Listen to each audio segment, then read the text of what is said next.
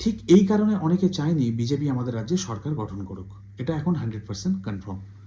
Day 1 থেকে শুরু করে আজকের ডেট পর্যন্ত যা যা মুভ নিয়েছে এই সরকার, যা যা স্টেপ নিয়েছে তা কিন্তু আগে 15 থেকে 30 বছরে আমরা খুব একটা কেউ দেখিনি।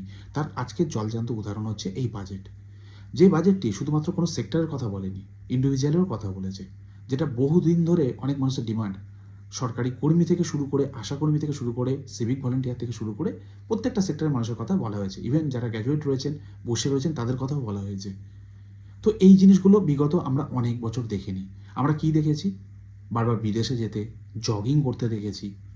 বড় বড় যে সমস্ত মানুষ যারা শিল্পের সঙ্গে যুক্ত না, কিন্তু তারা শিল্প কারখানা করবে বলে তাদের পাশে বসিয়ে বড় বড় ডায়লগ আমরা শুনেছি। সামিট দেখেছি অনেক, ফ্লাইটে করে যাওয়া দেখেছি, হেলিকপ্টারে করে ঘোরা দেখেছি, বড় বড় অনুষ্ঠান দেখেছি, বড় বড় বাতেলা শুনেছি, কিন্তু আলটিমেটলি রেজাল্ট ছিল জিরো। তারপরেও তারা এক্সপেক্ট করে যে আমরা হারিনি, আমাদেরকে হারানো হয়েছে, আমাদের সঙ্গে ম্যানিপুলেশন হয়েছে। এই বাজেটের পরে এই প্রশ্নগুলো কি আর থাকে? আমার মনে হয় ন্যূনতম যদি লজ্জাবোধ কারোর থাকে না, এই প্রশ্নগুলো আর করবে না।